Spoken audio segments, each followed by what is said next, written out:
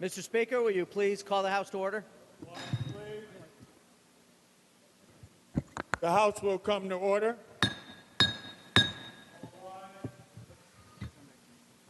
In the absence of clergy, let us pause for a moment of silence.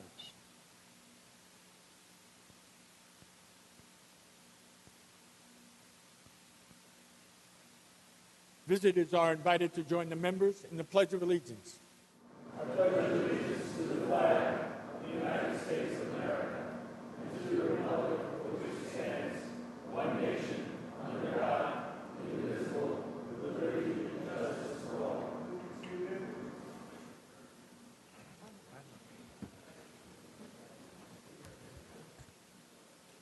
A quorum being present, the clerk will read the Journal of Monday, March 14th. Mr. Morelli. Mr. Speaker, I move to dispense with a further reading of the Journal of Monday, March 14th, and that the same stand approved. Without objection, so ordered. Mr. Morelli. Yes, sir. In just a moment, I will give some direction on our schedule for the day, which will, again, be a busy one. But before I do that, let me just identify a couple of historical facts on this day, March 15th. In fact, the date itself is something historical, Mr. Speaker. As you know, today is the Ides of March, famously depicted as a day to beware of in Shakespearean lore. Julius Caesar, which dramatized the murder of the Roman statesman by his own senators on this day in 44 BC. A little more modern history. On this day in 1930, the USS Nautilus, the first streamlined submarine of the United States Navy, was launched.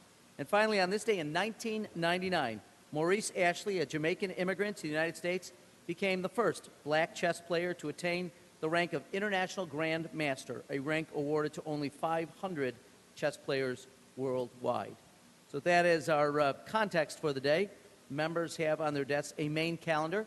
After any introductions and housekeeping, our principal work of the day will be to take up bills on debate, including Rules Report number 4 by Speaker Hasty.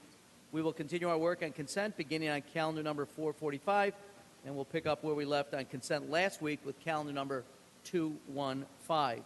I will consult both with colleagues in the minority and majority as to the need for any conferences later in the day and any other announcements we'll make from this desk as the day proceeds. So that as a general outline, Mr. Speaker, this would be the appropriate time to take up any housekeeping and introductions. No housekeeping, Mr. Morelli. Mr. Cusick, for the purposes of an introduction.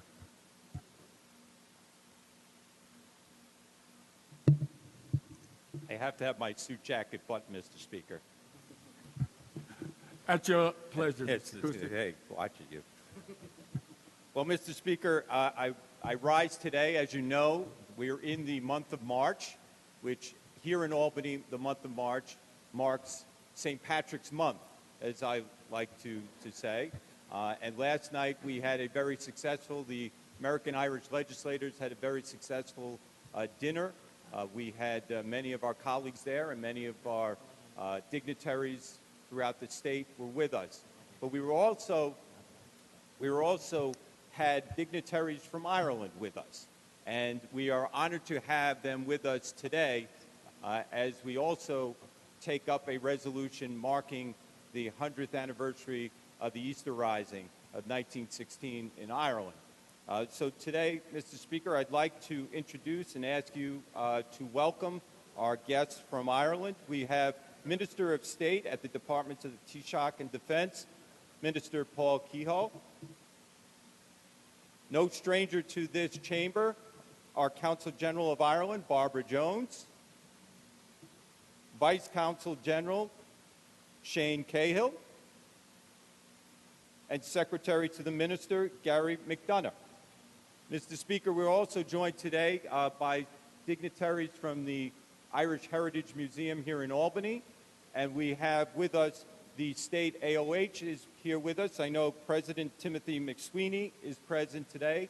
All are here for the passage of the resolution that we will be taking up this morning. So, Mr. Speaker, if you could, on behalf of myself and my colleagues, welcome our distinguished guests here today in the Chamber of the Assembly. Certainly, on behalf of Mr. Cusick, the Speaker, all the members, and everyone who desires to be Irish today, I've heard we're all allowed in, We welcome you here to the New York State Assembly. We extend to you the privileges of the floor, those who have come and joined us from Ireland, as well as those who represent the Irish tradition here in the United States.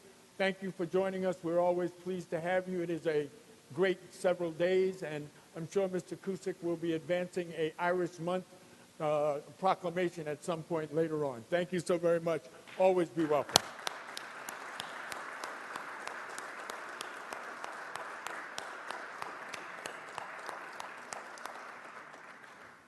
Mr. Di Pietro. Thank you, Mr. Speaker, for letting me interrupt for an introduction. I have three people, actually: Santos Lopez, Ed Altano, and actually Reverend Kevin Backus. I think he's still back there. I'd like you to give them the cordiality of the House. They're from the Ulster County Scope. They're avid sportsmen. Even Reverend Kevin Backus is an avid sportsman, and Santos Lopez is probably one of the best marksmen with a Scope Barrett 50 cal. Can take the rooster tail off at 1,000 yards. So if you could give him that honor, sir. Certainly, on behalf of Mr. Di Pietro, the Speaker, and all the members, we welcome you here to the New York State Assembly. We extend to you the privileges of the floor. Hope that your time here will be beneficial, and pleased that you've been able to come and join us and Mr. Di Pietro here at the Assembly. Thank you so very much.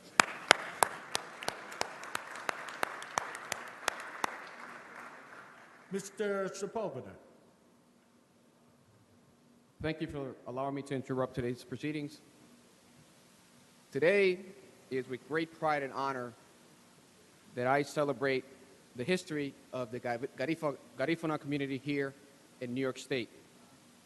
The Garifuna community, which is often referred to as the Black Caribs, I believe their history, their struggle should be part of our academic curriculum here in New York State.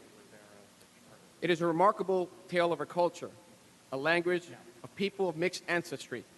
They are Carib Indians, Arawak Indians, and West African Indians from the island of St. Vincent, despite great odds, are thriving here in New York, in this country, and throughout the world. And I'm proud to say that on March 11th, I passed a resolution honoring the Garifuna community in New York State. The Garifuna community are the only people remaining who reflect the culture and the traditions of the original Amerindian inhabitants of the Caribbean islands. They're the only people of African descent whose ancestry can be traced to Africans mixing with Carib Indians and Arawak Indians on the island of St. Vincent. They are a distinct and rich culture, and their language developed from the fusion of race and ethnicities in St. Vincent. It is a symbol of their perseverance, their destiny, and perhaps much more that the Garifuna community, our people of African descent in the Americas, are the only ones who have kept alive their ancestral culture and the language for hundreds of years. We celebrate Garifuna American Heritage Month in New York City and New York State. This year, we are commemorating the 219th anniversary of the 1797 deportation of the Garifuna community by the British from St. Vincent after 2 years of historic revolution, or revolt and struggle. Eventually, that community settled primarily in Honduras, Ecuador, and Belize.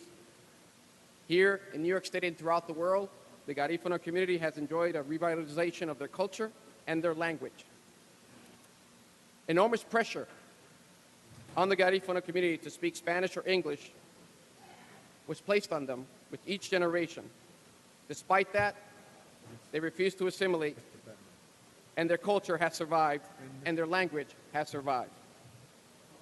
This is something that we all should take notice of, that we all should honor.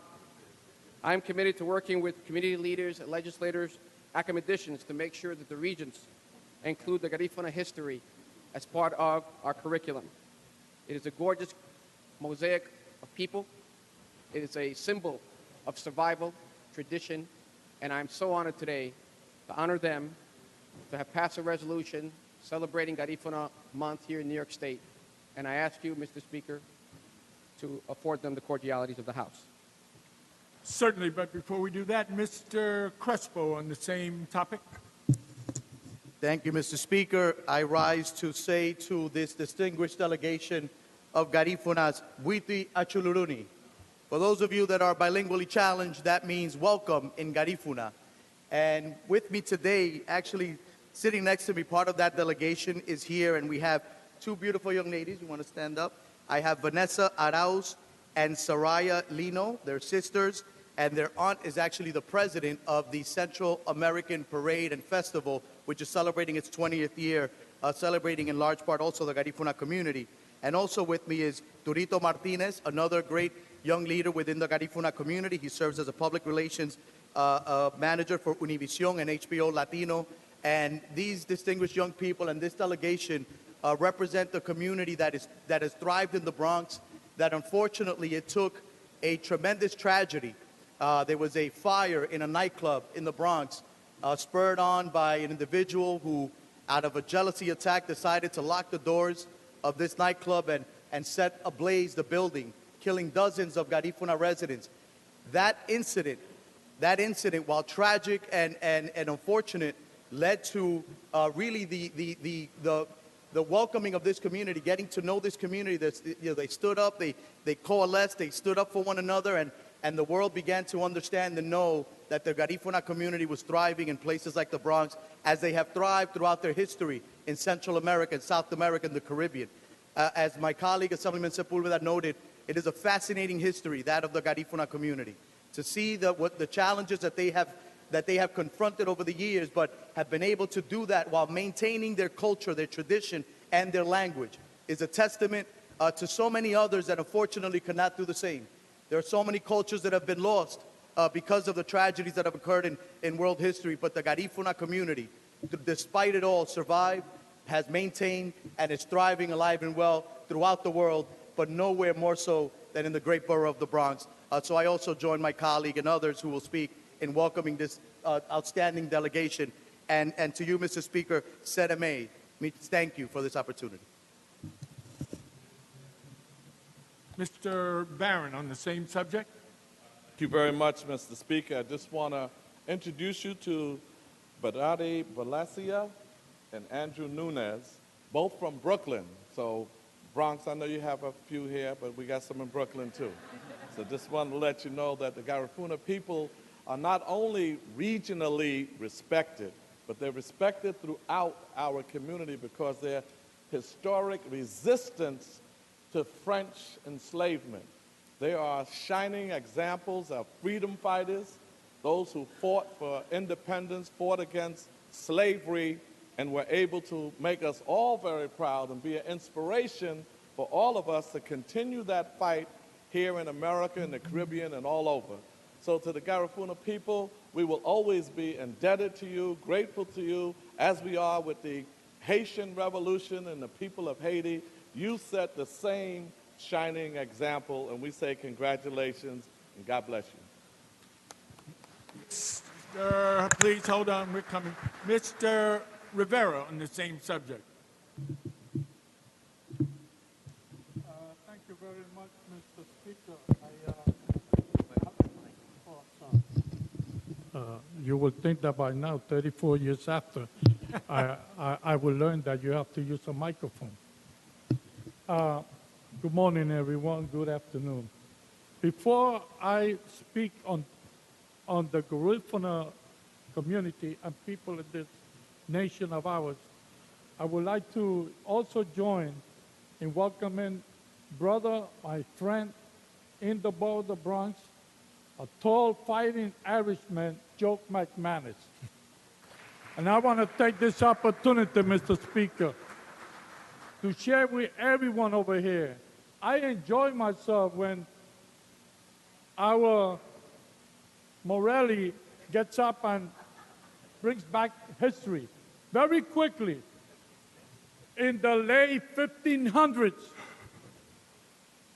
in Puerto Rico, the Spaniards were beginning to fortify, build forts all over the island. Do you know who the engineers were? Anybody know? O'Neill? Daly? They were Irish engineers who joined the Spanish army to protect the island from whom? The British piracy and the invaders. So I just thought I'd share that moment. And if you don't believe me, when you visit Puerto Rico, go to Old San Juan, which is over 500 years old, and you go to the Fort El Morro, and you will see prominently displayed what I have just said. And the Irish did not leave Puerto Rico. We have Hector O'Neill, who is the mayor of one of our biggest towns in Puerto Rico. So I welcome you. Now, my friend, the Garifuna people.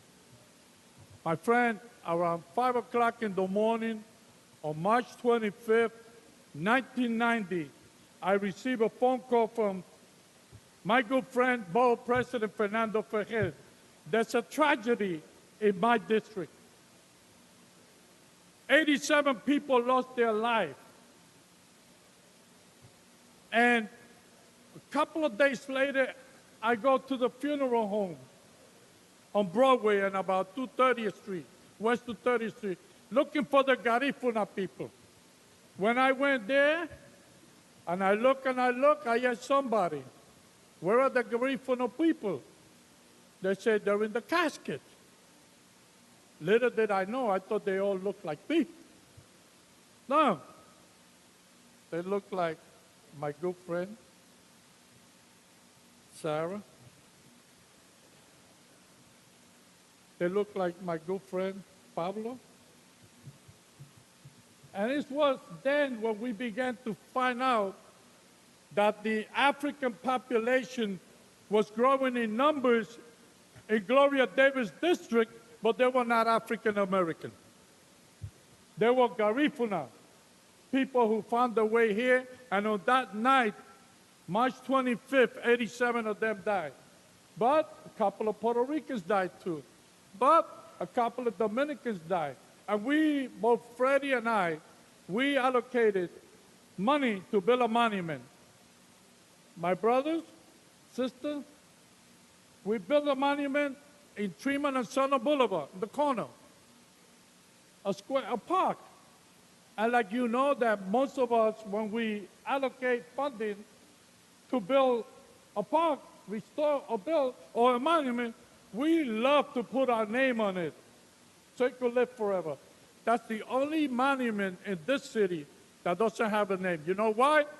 Because that same year, Rudy Giuliani was on the wrong side when it came to the situation, the horrific situation that Haitians were facing in those days. The only way they could get to the United States if their bodies came into the United States. We didn't like the way, the role that he played. Don't believe me, it's all in the history records. So we decided this monument will not have my name on it, will not have Freddie's name on it, if it means that we're going to have to put Rudy Giuliani's name on it. The only monument doesn't have a name.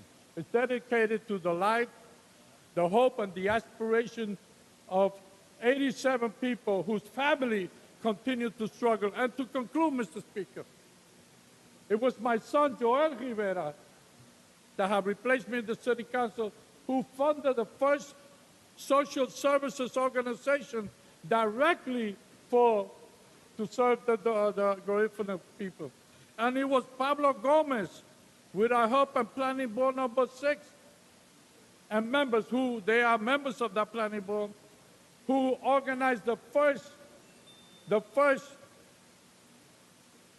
Honduran and Central American parade in the Bronx, all in the district that I used to represent, all in the district that my son used to represent. So, on a day like today, for those who didn't know this part of the history, it will forever be documented and recorded, because when you go back home, you'll be able to see it on TV. And as I'm speaking, not only my family, my son Joel, but the entire world of the Bronx are watching all us on TV as we welcome you, Sarah, and you, Pablo, into these chambers. Welcome, and these youngsters who will continue to follow the good work that your parents or grandparents began many years ago after 1990. Thank you for your patience, Mr. Speaker, and for Morelli not to turning off my microphone. Thank you. Mr. Pichardo on the same subject. First of all, thank you, Mr. Speaker, for allowing me to follow such distinguished members who have spoken before. First and foremost, Buiti Gugnon. If I butchered the pronunciation, I apologize. That means welcome. And I want to welcome two distinguished guests as well as the rest of the Garifuna contingency, Rosemary Ordóñez Jenkins and Jose Avila, who are the leaders of the Garifuna Coalition of the U.S. And like my colleagues have said, the Garifuna community is as tough as nails. They refuse to assimilate, and they want to make sure that they preserve their culture. I have the honor of representing them, actually working for them, and making sure that their needs are addressed not only in this chamber, but in our county. The Garifuna community has added a vibrancy to our borough and to the West Bronx that I have the honor of representing for many, many years. And I just simply wanted to say to the Garifuna community that's here and to the leadership that's here, thank you for allowing me the opportunity to serve you and make this state better. And I want to join my voice with my colleagues to make sure that we recognize them and offer them the cordialities of the People's House. Thank you, Mr. Speaker. Certainly. Mr. Perry on the same subject. Thank you, Mr. Speaker. I'd just like to join my colleagues in welcoming to Albany the Garifuna community from New York. The Garifuna are a people whose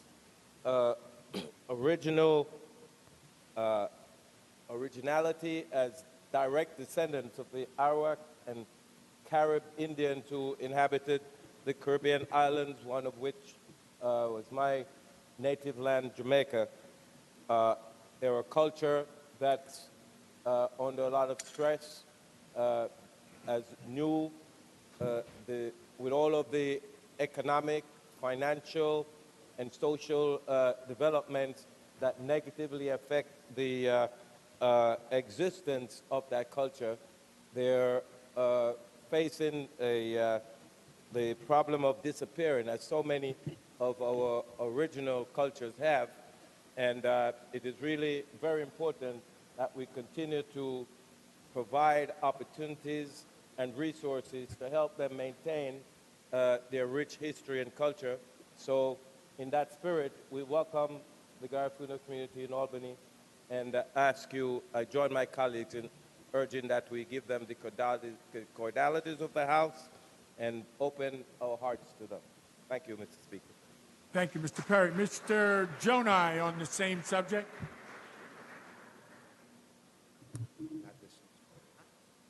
Well, let me just stand with all of my colleagues in welcoming the Garifuna community to the great state of New York, our capital, and also to briefly introduce the Democratic State Committeeman for the most important and greatest Assembly District in the state of New York, the 8th Assembly District, President of the Ancient Order of the Hibernians Bronx Division, and the Bronx Cope Coordinator for the Steamfitters Local Union 638, and the Grand Marshal of the Bronx St. Patrick's Day Parade. Please extend the cordiality of the House to my dear friend, Joe McManus. Okay. Ms. Bashar. For allowing me to take this moment to welcome the people of Garifuna ancestry. I'm really proud.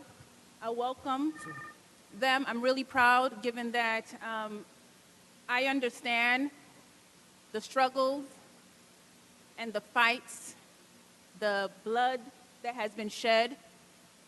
I am Haitian American. I am connected to my brothers and sisters. And I want to thank you for your resiliency, for setting that example of being freedom fighters in our history. I thank you. and I welcome you today, and I'm very proud. So again, thank you, Mr. Speaker, for allowing me to welcome the people of Garifuna. Thank you. Certainly, on behalf of Mr. Sepulveda, Mr. Crespo, Mr. Barron, Mr. Rivero, Mr. Pichardo, Mr. Perry, Mr. Jonai, and Ms. Bachat, the Speaker, and all of the members, we welcome you here again to the New York State Assembly. We extend to you the privileges of the floor, our admiration for the retaining of your culture and the struggles of your people. Thank you for being here with us, and we certainly celebrate with you today the accomplishments of your community. Thank you, and always be welcome. Thank you very much.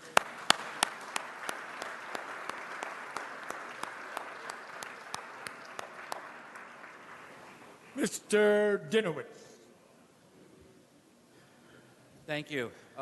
First, I want to join my colleague, Assemblyman Jonai, who certainly does represent one of the 150 best districts, in welcoming Joe McManus, who is a good friend, a tremendous leader in the Irish community in the Bronx, and the Democratic State Committeeman, and he has been a wonderful colleague to work with. But I would also like to introduce a constituent of mine who is perhaps the preeminent Irish-American activist in the Bronx and a resident of the Woodlawn section of my district, Woodlawn being the #1 Irish community in the entire city, and that is Martin Galvin. Marty Galvin is the president of Division 5 from Woodlawn of the Ancient Order of Hibernians. He's also the former editor of the Irish People newspaper. He was an aide to the Grand Marshal at the St. Patrick's Day Parade, and he was also the publicity director for the Irish Northern Aid Society. Marty Galvin has been a leader in the Irish community, in the Bronx community for all of his life, and I'm certainly honored that he is a resident of my community, of the Woodlawn community that I'm proud to represent. So if you would please welcome Marty Galvin to the chamber, I would most appreciate it. Certainly, on behalf of Mr.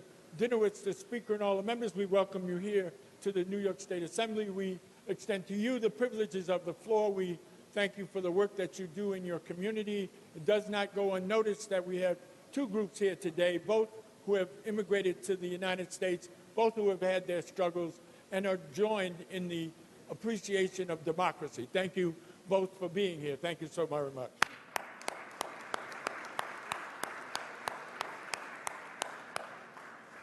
Mr. Court. Thank you, Mr. Speaker, for allowing me to interrupt the proceedings for the purposes of an introduction.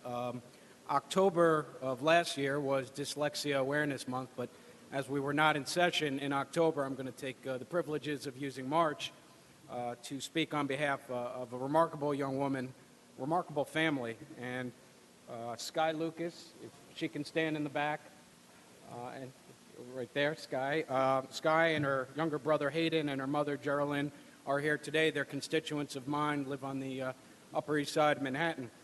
What makes Sky remarkable is not that she has dyslexia. It's what she's accomplished, either in spite or despite of the fact that she has dyslexia.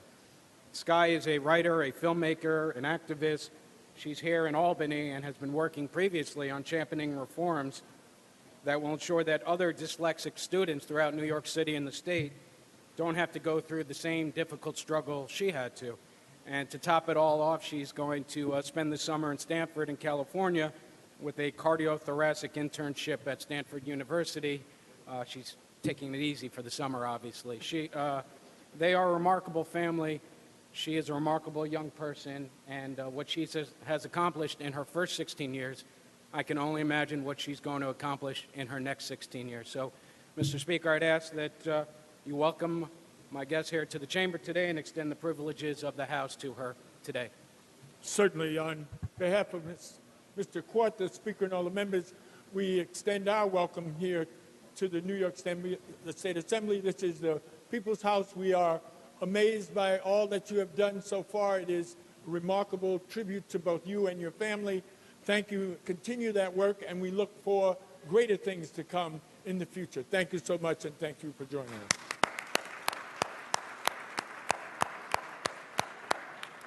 Mr. Goldfeder. Mr. Speaker, I do have an introduction, but I'd be remiss if I did not challenge my colleague's assertion that he represents the most Irish community in the entire state of New York. I'm quite proud of the residents of Rockaway and Breezy Point, who are the most Irish zip code in the entire country. So very proud of our Irish heritage and Irish pride, and excited to continue that, and happily take it up with the Bronx anytime. If I can, thank you for allowing me to interrupt for the purposes of an introduction. I'd like to take a minute and introduce Bassem Aid. Bassem came this morning to give a lecture to many members and staff who attended. Bassem is a proponent of peace. It's someone whose goal is to educate and to inform and do the best he can to ensure that every part of the story is being told. And he is a Palestinian-born and the founder of the Palestinian Human Rights Monitoring Group, which has done a great job in highlighting sort of the atrocities on every side, every atrocity. Nobody should have to suffer, and came this morning and gave a really rousing lecture. And I want to thank him for being here, for all his years and years of work, for what he's going to do, and of course, to my good friend Avi Posnick, who helped arrange this, of an organization called Stand With Us, which again travels around to college campuses to try and educate, to try and give people a sense of what is real, to allow them to make informed decisions. And it's truly an honor to have them here with us. And Mr. Speaker, if we can, allow them the cordialities of the floor. Certainly, on behalf of Mr. Goldfeder, the Speaker, and all the members, we welcome these two distinguished gentlemen here to the New York State Assembly. We extend to you the privileges of the floor. This is the People's House, and your work in educating and spreading knowledge in this state is so very important for the continuing tolerance that we require to operate in a democracy. Thank you so very much. You're welcome.